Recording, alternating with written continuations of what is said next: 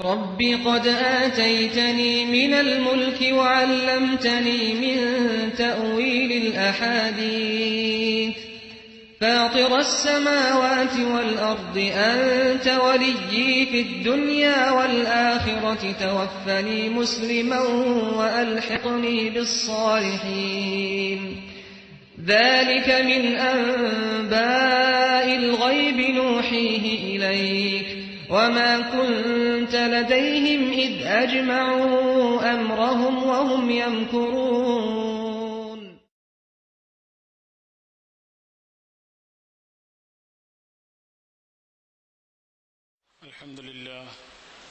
الحمد لله رب العالمين نحمده ونستعينه ونؤمن به ونتوكل عليه ونعوذ بالله من شرور أنفسنا ومن سيئات أعمالنا من يهدي الله فلا مضل له ومن يضلل فلا هادي له أشهد أن لا إله إلا الله وحده لا شريك له وأشهد أن محمدا عبده ورسوله أرسله بالهدى ودين الحق ليظهره على الدين كله ولو كره المشركون.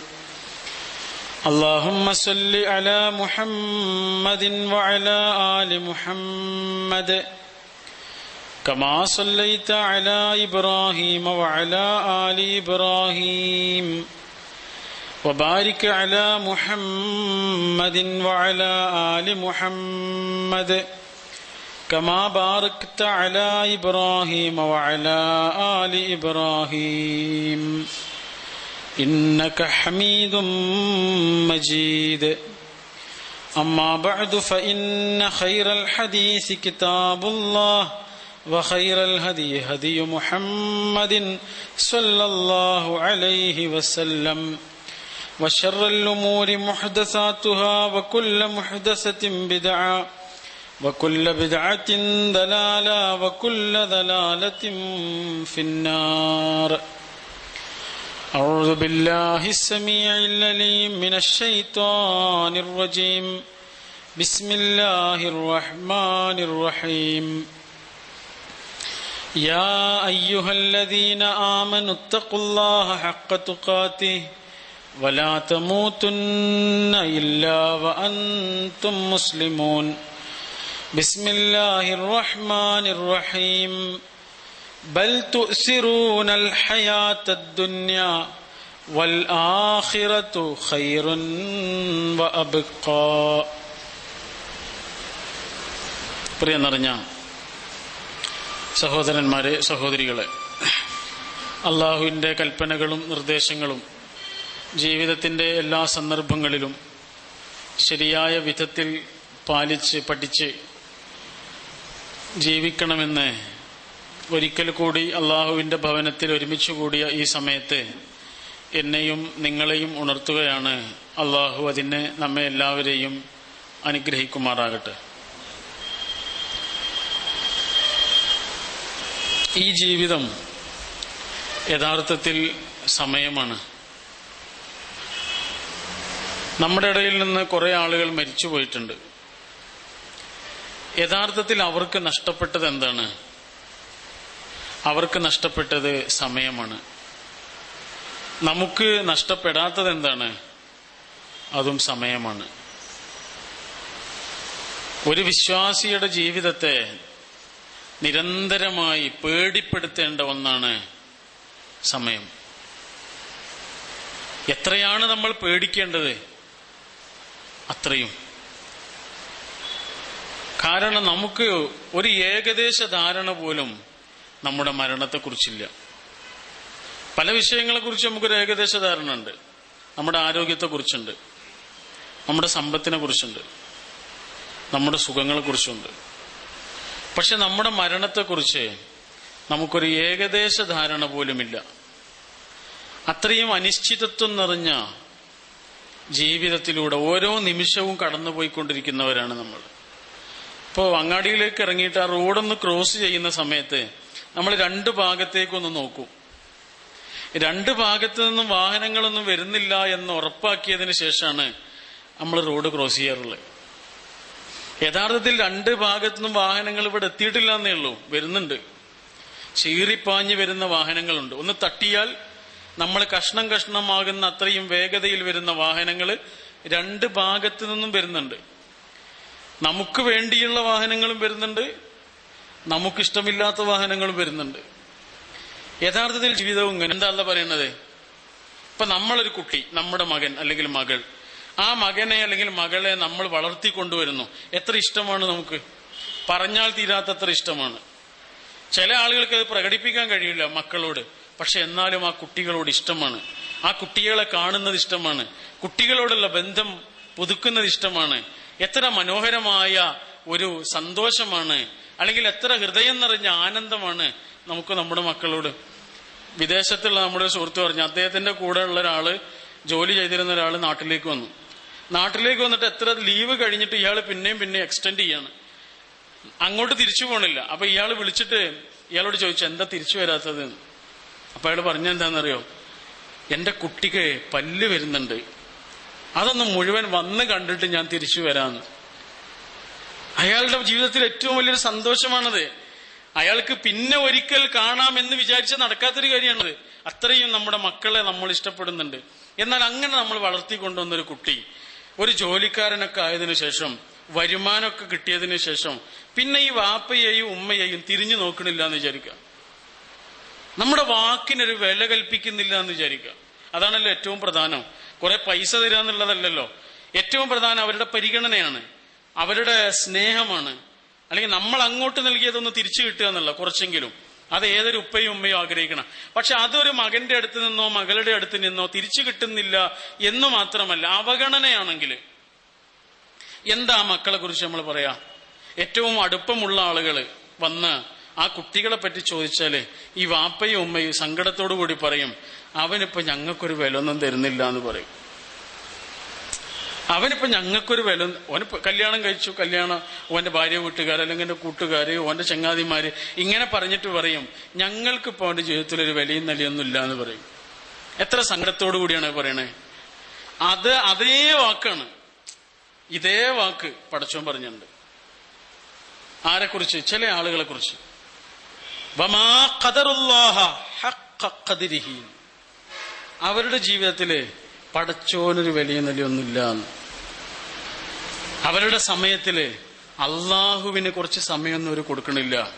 അവരുടെ ശ്രദ്ധയിൽ അള്ളാഹുവിന് അവരുടെ ജീവിതത്തിൽ പ്രത്യേകിച്ചൊരു പരിഗണന ഒന്നുമില്ല എന്ന് പടച്ചവൻ നമ്മളെ കുറിച്ചാണ് പറയണമെങ്കിൽ ഒന്ന് ആലോചിച്ച് നോക്കൂ അതിന്റെ ഗൗരവം. എത്രയെത്ര കാര്യങ്ങൾക്ക് വേണ്ടി എത്രയെത്ര സമയം ചെലവഴിക്കുന്നവരാ, എത്രയെത്ര പൈസ ചെലവഴിക്കുന്നവരാ. പല ആളുകളെയും സന്തോഷിപ്പിക്കാൻ വേണ്ടി നമ്മൾ എന്തൊക്കെ ചെയ്തു കൂട്ടാറുണ്ട്. അത് നമുക്ക് വേണ്ടപ്പെട്ടവരാകാം, അല്ലാത്തവരാകാം. പക്ഷെ അങ്ങനെയുള്ള ഒരുപാട് സമയം നമ്മൾ വിനിയോഗിക്കുന്നതിനിടയിൽ അള്ളാഹുവിന് ഇഷ്ടമുള്ള കാര്യങ്ങൾ ചെയ്യാനും പടച്ചവന്റെ ഇഷ്ടം പിടിച്ചു പറ്റാനും പറ്റുന്ന രീതിയിൽ എത്ര പ്രവൃത്തികൾ നമ്മൾ ചെയ്യുന്നുണ്ട്. അങ്ങനെ ഒരു പ്രവൃത്തി നമ്മുടെ ജീവിതത്തിൽ ഇല്ലെങ്കിൽ ആ നമ്മളെ കുറിച്ചാണ് പടച്ചവൻ പറഞ്ഞത്. നമ്മുടെ മൊബൈൽ ഫോണിൽ നമുക്ക് ഇഷ്ടമുള്ള ആളുകളോട് നമ്മൾ മണിക്കൂറുകൾ നേരം സംസാരിച്ചുകൊണ്ടിരിക്കും, ഇല്ലേ? ഞങ്ങളെ കുറ്റം പറയണില്ല, നമ്മൾ അങ്ങനെയല്ലേ? നമുക്ക് ഏറ്റവും ഇഷ്ടമുള്ള ആളുകളോട് നമ്മൾ മണിക്കൂറുകൾ നേരെ സംസാരിച്ചുകൊണ്ടിരിക്കും. പക്ഷെ നമ്മുടെ പ്രാർത്ഥന വേഗം തീർന്നു പോകും, നമ്മുടെ നിസ്കാരം അതിലേറെ വേഗം തീർന്നു പോകും. എന്താ ഈ മണിക്കൂറുകൾ നേരം നമുക്ക് ഇഷ്ടമുള്ള ഒരാളോട് നമ്മൾ സംസാരിച്ചുകൊണ്ടിരിക്കണോ? എന്താ പടച്ചവനോട് കുറച്ചു നേരം ഒന്ന് അടങ്ങി ഒതുങ്ങി ഇരുന്ന് നമ്മുടെ മനസ്സിന്റെ ഉള്ളിൽ നിന്ന് ചകഞ്ഞെടുത്ത് അള്ളാഹുവിന്റെ മുമ്പിലേക്ക് തുറന്നു കൊടുത്ത് മനസ്സൊന്ന് സ്വസ്ഥത കൈവരാൻ എന്തേ നമ്മൾ സമയം കാണുന്നില്ല? അങ്ങനെയാണെങ്കിൽ ആ എന്നെ കുറിച്ചല്ലേ പടച്ചവൻ പറഞ്ഞത് വമാ ഖദറുല്ലാഹ ഹഖ്ഖ ഖദ്രിഹി. എല്ലാ ദിവസവും പത്രം വായിക്കുന്ന ആളുകളല്ലേ നമ്മളൊക്കെ, പക്ഷെ എല്ലാ ദിവസവും ഖുർആൻ ഓതുന്ന ആളുകൾ എത്രയുണ്ട്? ഞാൻ നിങ്ങളെ കുറ്റപ്പെടുത്തുന്നില്ല, ഞാൻ എന്നെ കുറ്റപ്പെടുത്തുന്നു. എല്ലാ ദിവസവും പത്രത്തിന്റെ ഒന്നാമത്തെ പേജ് മുതൽ അവസാനത്തെ പേജ് വരെ വായിക്കുക മാത്രമല്ല, വേണമെങ്കിൽ ഒരാളോട് ചർച്ച ചെയ്യാൻ പോലും എനിക്ക് സമയമുണ്ട്. പക്ഷെ അതേ ഞാൻ തന്നെ നിത്യവും ഒരു പേജ് വേണ്ട, ഒരു വരിയെങ്കിലും അർത്ഥസഹിതം വായിച്ച് അത് ജീവിതത്തിൽ കുറച്ചെങ്കിലും ഒന്ന് അതിന്റെ ആശയം ഉൾക്കൊള്ളാൻ ഞാൻ ശ്രമിക്കണില്ലെങ്കിൽ ആ എന്നെ കുറിച്ചാണ് വമാ ഖദറുല്ലാഹ ഹഖ്ഖ ഖദ്രിഹി എന്ന് പറഞ്ഞു. അപ്പൊ എന്താണ് സമയം? ആ പടച്ചോ നമ്മൾക്ക് തന്ന ഏറ്റവും വലിയ അനുഗ്രഹമാണ് സമയം. ജീവിതം നിറഞ്ഞ സമയമാണ്. ആ സമയത്തെ എങ്ങനെ അള്ളാഹുവിന് ഇഷ്ടമുള്ള വിധത്തിൽ ഉപയോഗപ്പെടുത്തുന്നുണ്ട് എന്നത് വിശ്വാസികളെ നിരന്തരമായി പേടിപ്പെടുത്തേണ്ട ഒന്നാണെന്നർത്ഥം. മരണം. നേരത്തെ നമ്മൾ പറഞ്ഞതുപോലെ നമുക്കൊരു ഏകദേശ ധാരണ പോലുമില്ല. ഒരു ഏകദേശ ധാരണ പോലും ഇല്ലാത്തത്ര നമ്മുടെ അടുത്താണ് നമ്മുടെ മരണം എന്ന്. നമ്മൾ ഈ മരണത്തിന് ശേഷം എങ്ങനെയാണ് ഓർമ്മിക്കപ്പെടുക? കഴിഞ്ഞ ആഴ്ച നമ്മൾ അതാണ് സൂചിപ്പിച്ചത്. ഈ മരണത്തിന് ശേഷം ഇവിടെയും നാളെ വരാനിരിക്കുന്ന പരലോകത്തും നമ്മൾ നല്ല നിലക്ക് ഓർമ്മിക്കപ്പെടണം. ഒരാളുടെ കഥയുണ്ട്. ആള് രോഗബാധിതനായി കിടക്കുന്ന സമയത്ത്, വളരെ പ്രസിദ്ധനാണ്, രോഗബാധിതനായി കിടക്കുന്ന സമയത്ത് പിന്നെ ഏതോ ഒരു ദുരന്ത വാർത്ത പ്രചരിച്ചു, അയാൾ മരിച്ചു എന്ന്. അയാൾ മരിച്ചിട്ടില്ല സത്യത്തില്, പക്ഷെ മരിച്ചു എന്നുള്ള വാർത്ത പ്രചരിക്കുകയും ഇത്രയൊന്നും ഇൻഫർമേഷൻ ടെക്നോളജി വികസിക്കാത്ത കാലമായതുകൊണ്ട് അതിനെക്കുറിച്ച് അന്വേഷിക്കാനൊന്നും ആളുകൾക്ക് സമയം കിട്ടില്ല. അത് പത്രങ്ങളിലൊക്കെ അച്ചടിച്ചു വന്നു. എന്താണ് പിറ്റേ ദിവസം അയാൾ പത്രം നോക്കുമ്പോഴാണ് അയാൾ മരിച്ച വാർത്ത കാണുന്നത്. എന്താണ് അയാളുടെ മരണ വാർത്തക്ക് തലക്കെട്ട് കൊടുത്തത്?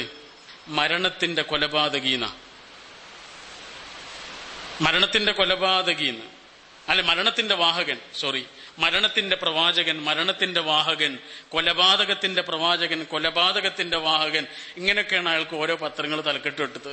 കാരണം എന്താ? ഡൈനാമോ എന്ന വളരെ ദുരന്തം പിടിച്ച ഒരു സാധനം കണ്ടുപിടിച്ചത് ഇയാളാ. ഇയാൾ കാണുകയാണ് ഇയാളെ കുറിച്ച് വന്ന മരണവാർത്ത വളരെ മോശമായ രീതിയിൽ പിറ്റേ ദിവസത്തെ പത്രങ്ങൾ അയാളെ കുറിച്ച് എഴുതിയത് അയാൾ തന്നെ വായിക്കാൻ ഇടയാവുകയാണ്. അങ്ങനെയാണ് അയാളുടെ ജീവിതത്തെക്കുറിച്ച് മുഴുവനും അയാൾ പുനരാലോചിക്കുകയും, എന്ന് മാത്രമല്ല അങ്ങനെ ഒരു സംഗതി അയാൾ കണ്ടെത്തിയതിൽ അയാൾ സങ്കടപ്പെടുകയാണ്. ഇനി സങ്കടപ്പെട്ടിട്ട് കാര്യമില്ല, അതിന്റെ വിവരം എല്ലാവർക്കും കിട്ടി, അതെല്ലാവരും പരീക്ഷിക്കാൻ തുടങ്ങി. ഒരുപാട് ആളുകൾ അതിന്റെ പേരിൽ മരണപ്പെടുക, കൊല്ലപ്പെടുക പോലും ചെയ്യുന്ന ദുരന്ത വാർത്തകൾ ലോകം മുഴുവനും കേട്ടുകൊണ്ടിരിക്കുക. അപ്പോഴാണ് അയാൾ ആലോചിച്ചത്, ഞാൻ അങ്ങനെയല്ല ഇനി അറിയപ്പെടേണ്ടത്, ഞാൻ എങ്ങനെയാണ് അറിയപ്പെടേണ്ടത്? ഒരു അവാർഡിന്റെ പേരിൽ ഞാൻ അറിയപ്പെടണം. അങ്ങനെയുള്ളൊരു അവാർഡ് പ്രഖ്യാപിക്കുക, ലോക സമാധാനത്തിന് വേണ്ടിയുള്ള ഒരു അവാർഡ്. ലോകത്ത് തന്നെ ഏറ്റവും വലിയ അവാർഡുകളിൽ ഒന്നായ നോബേൽ സമ്മാനം നമ്മൾ കേട്ടിട്ടുണ്ട്.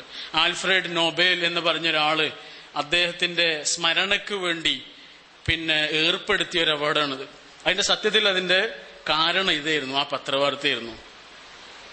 അയാൾ കണ്ടുപിടിച്ച ഒരു വസ്തുവിന്റെ, അല്ലെങ്കിൽ ഒരു വളരെ അപകട സാധ്യതയുള്ള ഒരു വസ്തുവിന്റെ പേരിലാണ് അയാൾ അറിയപ്പെടുന്ന, അയാൾ തന്നെ കാണുന്നത്. പക്ഷെ അങ്ങനെ ഞാൻ അറിയപ്പെടരുത് എന്ന് ആഗ്രഹിച്ച മനുഷ്യന് നല്ല നിലക്ക് അറിയപ്പെടുന്നതിന് വേണ്ടിയിട്ടൊരു സമാധാനത്തിനുള്ള അവാർഡ് പ്രഖ്യാപിക്കുകയാണ് ചെയ്യുന്നത്.